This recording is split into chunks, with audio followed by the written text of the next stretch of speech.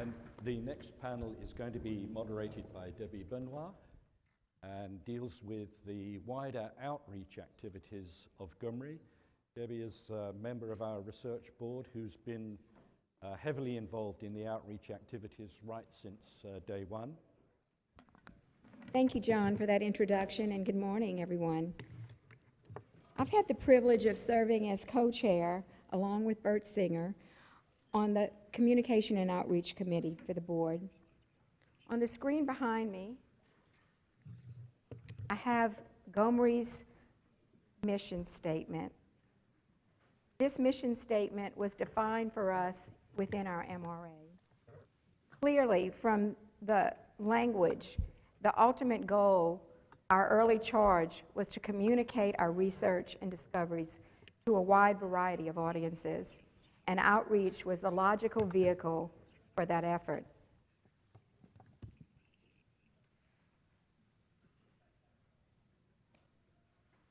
Knowing that the impact of DWH oil spill transcended regional, national, and international interests and impinged on numerous segments of society, to define the scope and extent of this outreach effort was daunting at best.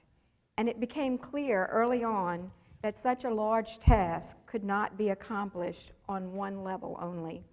So we developed GoMRI's outreach into a multi-pronged approach, with the work being accomplished through the program team, external partners, and the consortia.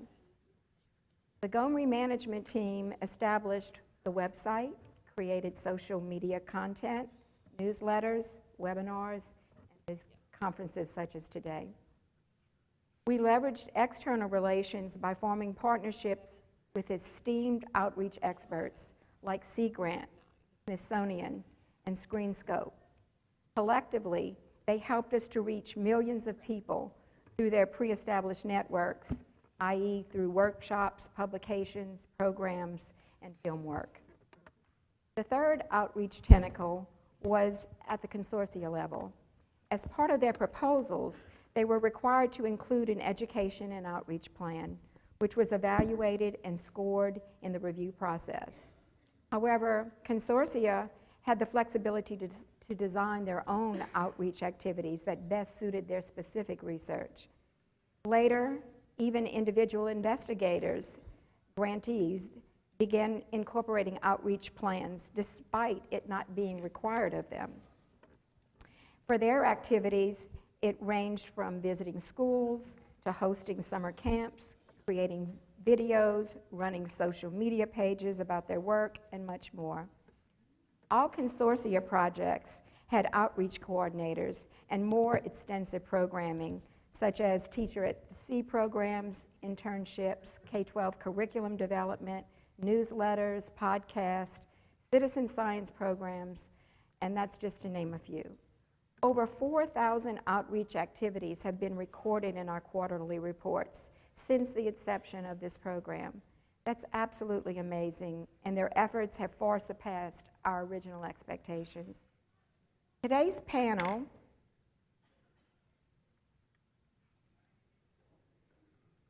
represents a sampling of each of these three segments of outreach.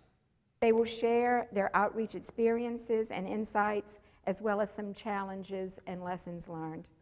I'm excited to introduce these outreach experts to you, all of whom I have enjoyed working with over the last several years, and who each bring a different perspective on outreach.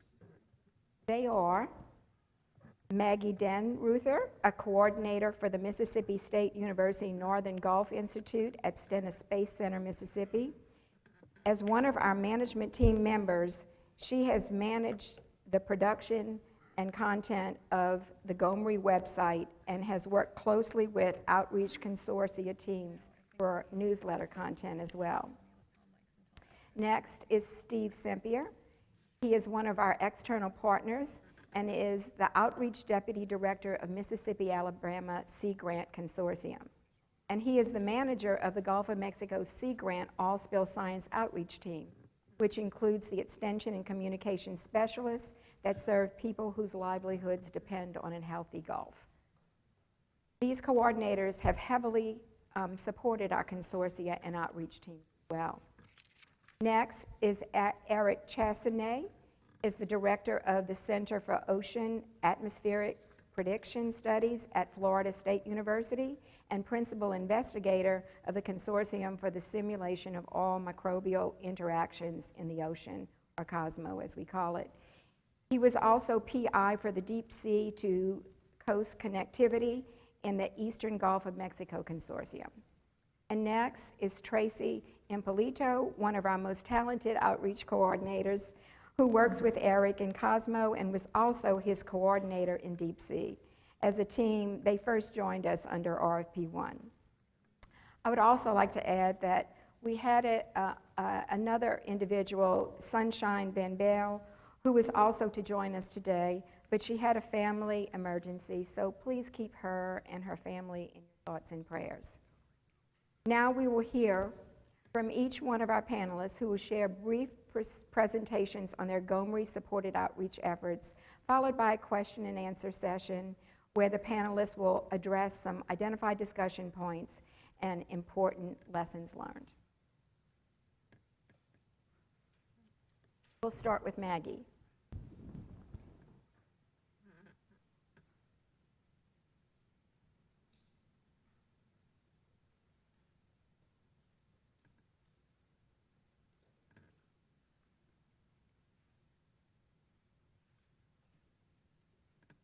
Thanks, Debbie.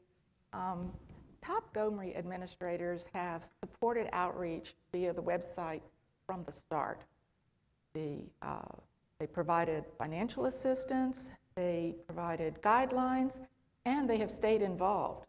For example, the research board helps select studies for us to feature, and our chief scientist, Chuck Wilson, reviews every single story before it posts. And this has been key to maintaining the intended public face of GoMRI. So I'm going to be talking about how we have collaborated with the research community to develop website content. And we approach our work from a place of respect because we know that we are writing about their life's work. We're also mindful that they juggle several professional roles, so we try to do as much upfront work as we can and limit our questions. Early on, we met with the research teams in person, and that really helped to establish trust and rapport. And then through the course of the program, regular updates from the PIs and outreach teams have provided us with content that makes it possible to represent the entire program. So I'd like to share with you 5 stories that illustrate different ways in which we have worked with the GoMRI community.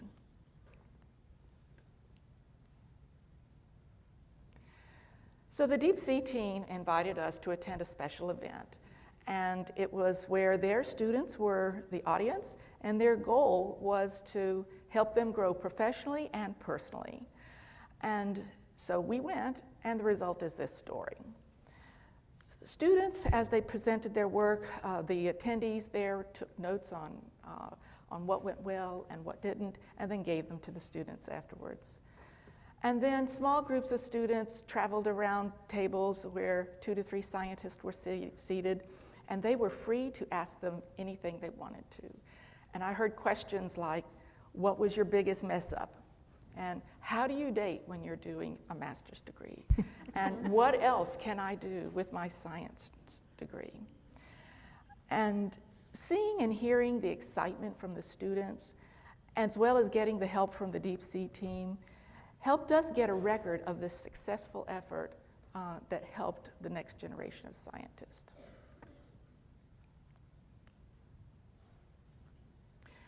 We often go to researchers for asking for their assistance, but it's not uncommon for them to come to us with ideas.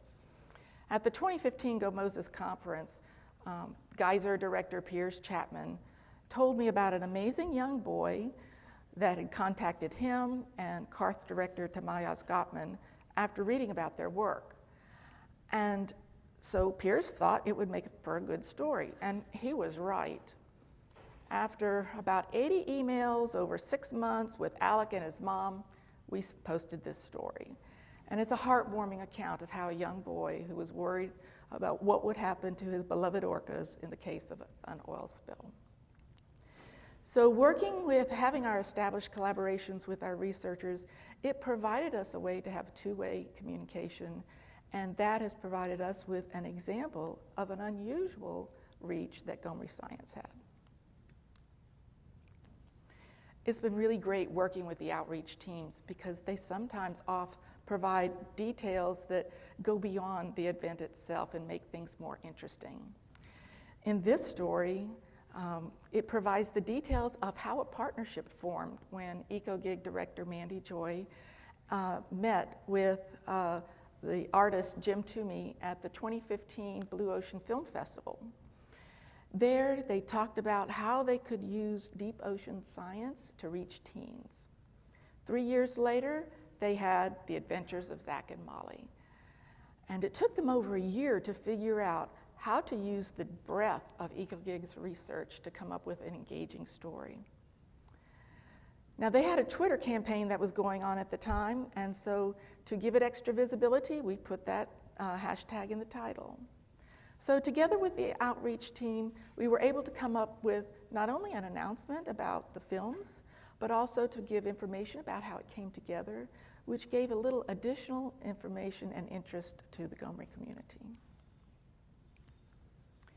Some of the studies that we summarize are quite challenging because of their technical nature. So before we start, we contact the authors and we ask them 4 questions on the topics that you see here. And that's to just get us started in the right direction. And we've had wonderful experience with this. The authors provide us with insights that really help with understanding the research and also making it interesting. And then some authors, as like these 2 that are on this slide, they even have pictures taken for us, which really adds to the eye-appealing nature of the research. And this story came about as it was actually happening, and we had input from over 20 researchers, and it was a bit of a wild ride. On a Saturday in July of 2013, Chuck Wilson sent me an email and said that a team had just sailed out of Cocodrie, Louisiana, and they were on their way to the Hercules gas blowout site. So Chuck kept me in the loop so we could capture the story, and researchers representing 5 consortia answered questions on the topics that are here while the event was actually unfolding. Over about 100 emails over 5 days later, we posted this story. What was especially gratifying about this storytelling collaboration is how readily the researchers supported this effort of telling the story. And one even said that it was because of our prior interactions where we had already established that we had their best interests in mind. So these 5 stories illustrate that working with the GoMRI community, we can have a variety of both accurate and interesting science content that appeals to a broad audience. Thank you, Maggie. Steve? Thank you. I think it's getting loaded up. I'll get started though. So thank you for the opportunity to share about the GoMRI and Sea Grant partnership. As you all know, and we've discussed a few times already today, during 2010, after the Deepwater Horizon oil spill, there was a lot of corrosive communities and a lot of mistrust throughout the entire Gulf of Mexico. And so there were many questions also that needed to be answered by the science community that wasn't out and available yet. So fast forward to 2013, and the leadership from the GoMRI outreach side, as well as the 4 Sea Grant directors who've been working with these audiences for years, came together to identify a pilot project where we could work together to get the science to the communities that we've served. And fortunately, we were able to get the support of the entire GoMRI leadership, as well as the leadership from all 4 Sea Grant programs, to form this 5-group partnership between GoMRI and 4 Sea Grant programs. That pilot was able to start, and we were able to hire extension and outreach professionals that could be out on the ground throughout the Gulf of Mexico, synthesizing and translating science for audiences like the fishing community, the tourism community, elected officials, NGOs, environmental groups, response community, and others getting to work, as John mentioned earlier, that two-way dialogue between all these groups. And so now you're going to see a series of slides that will fast forward. Some of them coincide with what I'm saying, others are just great images of us over the years working with many of you in this room. There's a lot of familiar faces. So once our pilot project started, we focused on seminars. Again, that's what most of these photos are of. And on 8-page publications, outreach publications that translate the science. Fortunately, the pilot was successful, I think, and so we ended up with a phase 2 where we expanded and we had outreach publications, 1-pagers, the 8-pagers, translated publications. Our seminars continue to expand around the Gulf of Mexico, addressing the questions that we're hearing from the audiences we served. And we also went national, too, working with Sea Grant programs around the country to share the oil spill science coming out of GoMRI and other peer-reviewed science with other parts of the U.S. In addition to that, there's been some great partnerships across the GoMRI enterprise. So with ScreenScope, we were able to incorporate clips, video clips into our seminars that talked about the topics that the seminars were focused on. GridSeed's been a tremendous partner in developing a ScreenScope module, and they provide all the technical background to support that. Even working with consortia outreach leaders, they've co-hosted some of the seminars we've held. So there's been a lot of collaboration across the entire GoMRI investment, and of course, the research community as well. Without the fundamental research that GoMRI supported, we wouldn't have the outreach component to share the information. So outreach, the scientists from GoMRI provided reviews for our publications. They also attended many of the seminars and presented to audiences that they may not have presented to in the past, but we're always willing to jump in and share. And so we've been excited to be a part of this. We're looking forward to our phase 3 as we get the synthesis products out the door and share those to other audiences that we've been working with for the past 6 years. And the reason why I'm sharing all these photos too, and gets back to several conversations we've already had today, is that it all comes down to the relationships. So the way to overcome corrosive communities and mistrust is by building the relationships. And so we've really enjoyed having the relationships with many of you in the room, and also working with the audiences that we serve and building some of those bridges. So we want to thank a lot of people. Obviously, the GoMRI Research Board, Bert was able to rotate on as co-chair for outreach. We want to thank the 4 Sea Grant programs for being instrumental partners in this partnership as well, and being willing, even through turnover, to stay supportive of this activity. You can see other people, the management team, obviously the researchers and the outreach professionals that GoMRI supported. There's a lot of industry and government NGO partners in the room today, and others that we've worked with that also helped us share a better picture of what and answers to the questions that our audience have asked. And I personally want to thank, towards the back of the room is the Oil Spill Science Outreach team. It's been tremendous to get to work with them. They'll be here throughout the week, so I hope there'll be some more opportunities to engage with all of you throughout the week. So thank you. Steve?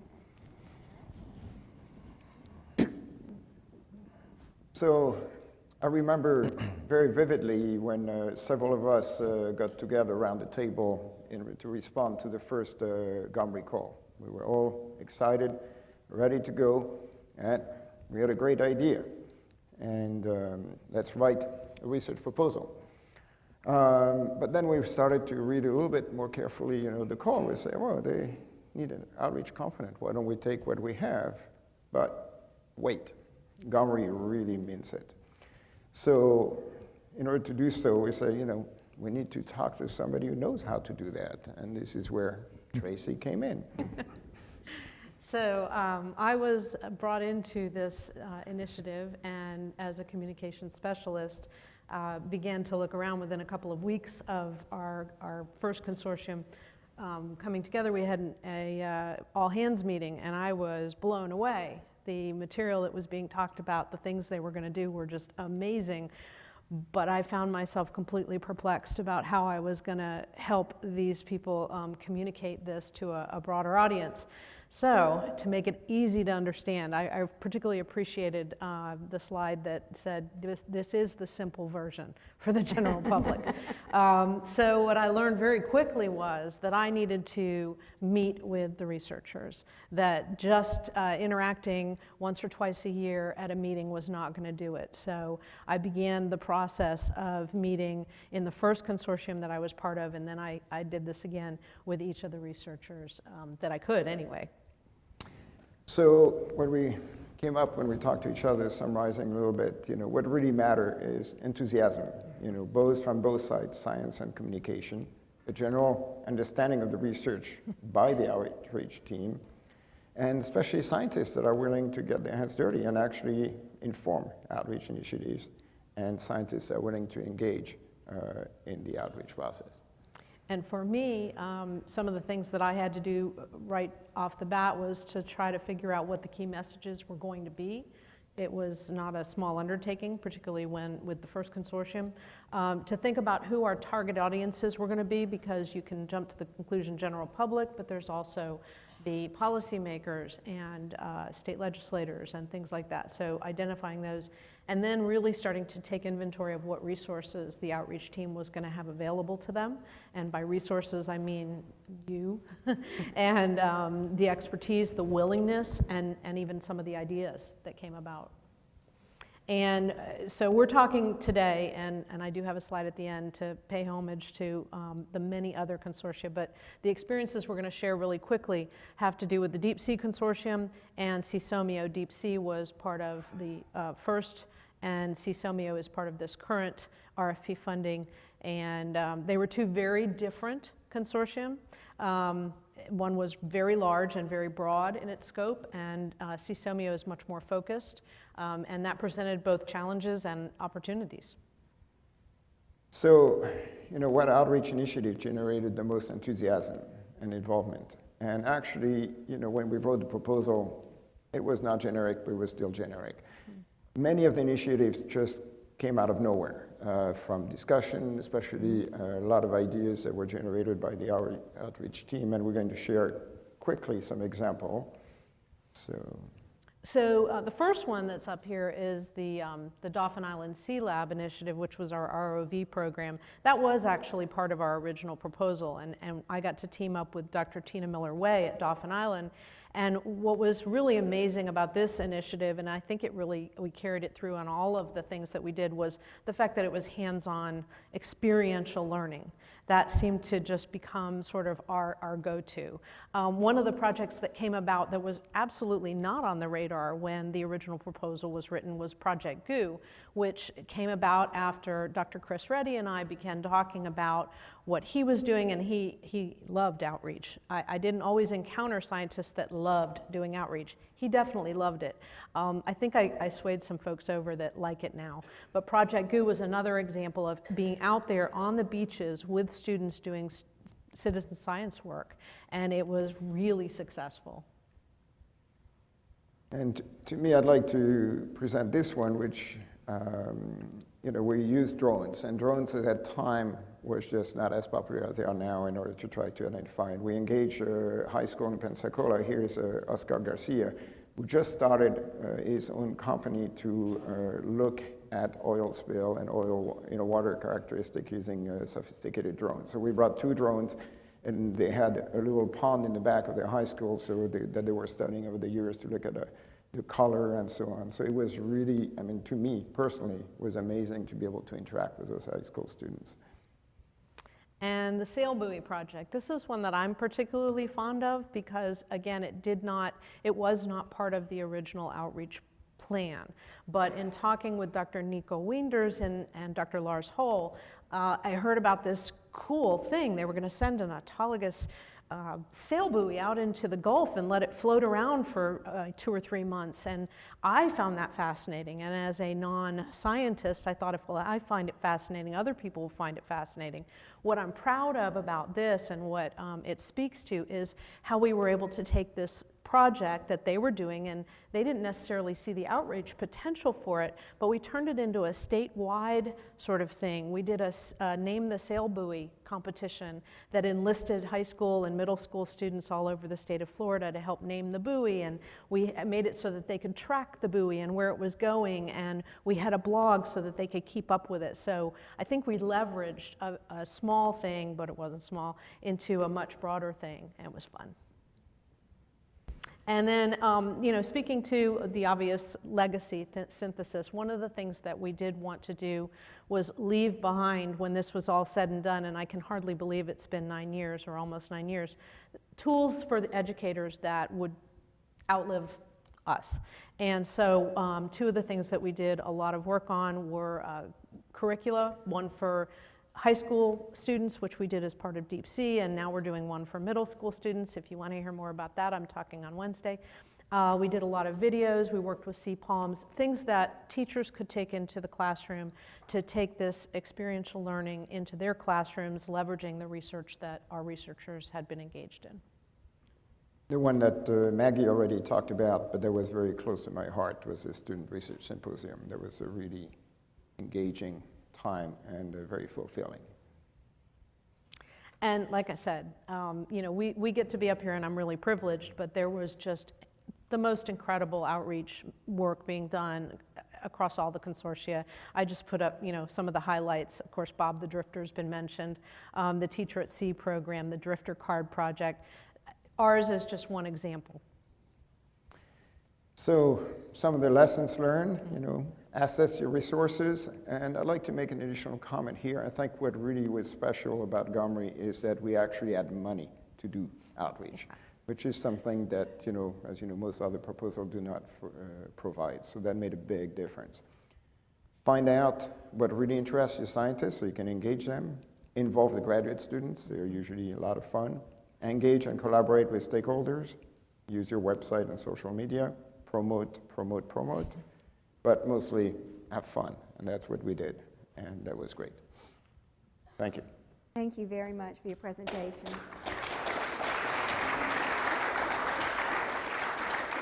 I'd like to remind the audience at this time, if you have questions, please write them and give them to those that are walking around collecting. But in the meantime, I have a few questions for each of you. So I'll start with Maggie.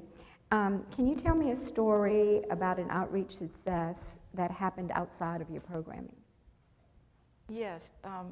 Sometimes after stories post, we hear from researchers about outcomes. And for example, we had a graduate student let us know several years later, after we had highlighted him on the website, that he used his feature on his resume because he felt it helped him stand out from other applicants. And sometimes we get items about outcomes from unexpected places. For instance, at the last Phil Moses conference, one of the exhibitors was a company that made drifters. And they asked if they could use our story on Carth laser experiment to give to their customers to have an idea of an application for use. This last fall, we conducted a survey with the GoMRI community and asked them a little bit more about outcomes from stories on the website. And we heard things like they were invited to give talk, the media contacted them, they used them in social media, teachers used them in their classrooms. But what I thought I would like to do is just read you a couple of comments directly from our survey from the respondents, and I really feel like that would explain the outcome better than I could. So this first quote really covers several outcomes. The person said, "Many of the stories highlighting my center resulted in inquiries from national media and others, giving escalating visibility to our research. Likewise, by informing the broad community of GoMRI researchers about our results, we have generated new and exciting collaboration." And this next quote describes how communication skills improved. The person said, "It was good practice summarizing my studies and boiling them down to information that people would like to know. I am better able now to describe my work to others." And this quote describes a delightfully unexpected outcome. The person said, "The stories led me to writing my master's thesis on the scope of GoMRI. With stories from other fields of science, it was possible to get a glimpse of the big network that GoMRI initiated."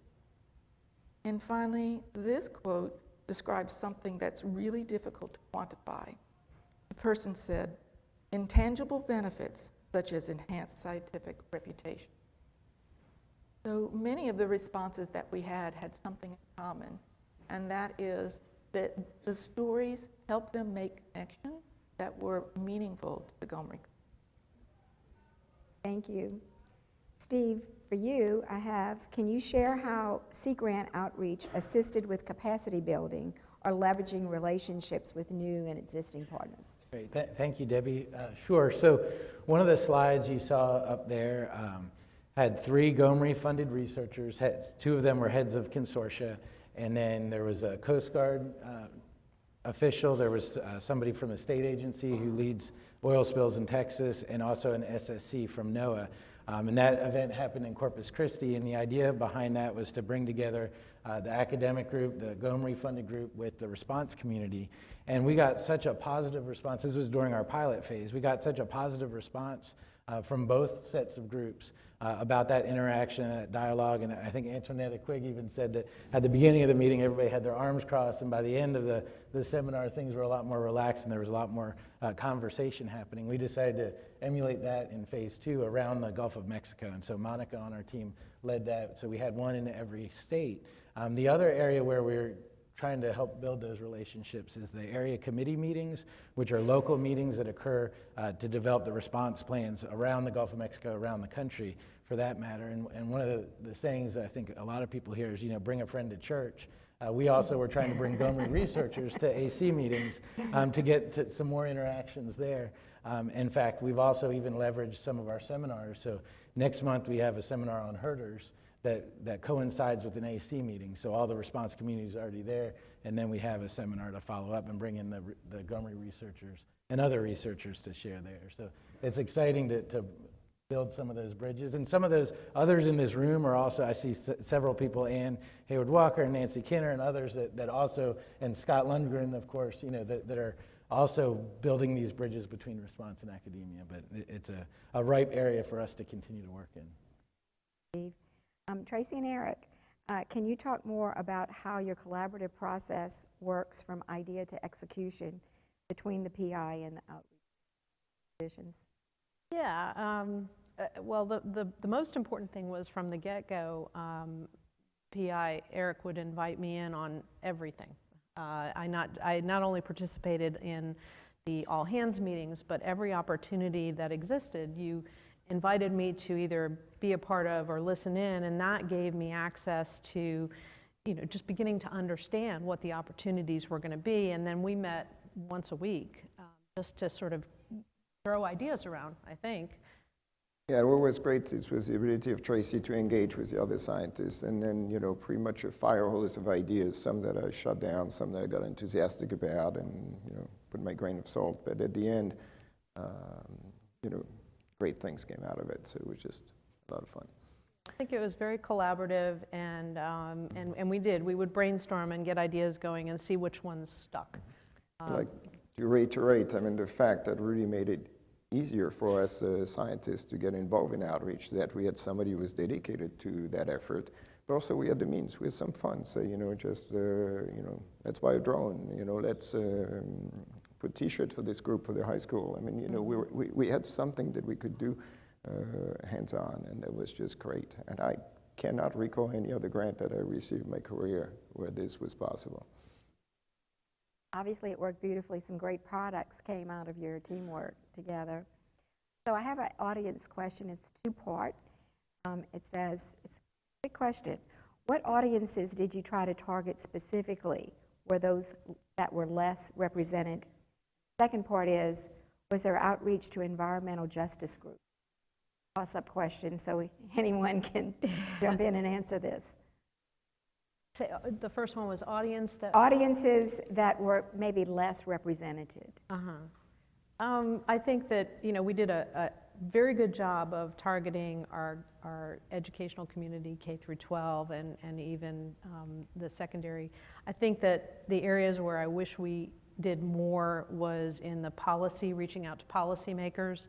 We did have a few people that were very adept at that and did that and presented it to Congress and things, but I think I wish that that had been an area we had developed more, because I think that, as people have talked about earlier, that's where a lot of the impact is strongest.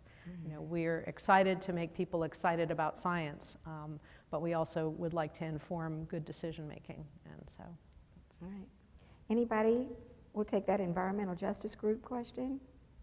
Well, I can Interesting kind of group. talk a little bit about the underrepresented and Okay. kind of go into there, I think. So in the northern Gulf of Mexico, as many of you may know, the Vietnamese and Laos communities are actually represent most of the shrimping communities, especially in Alabama, Mississippi, and Louisiana. And so we do have some targeted materials. We worked with leaders in those communities to translate some of our publications and directly address some of their concerns. So that's one area.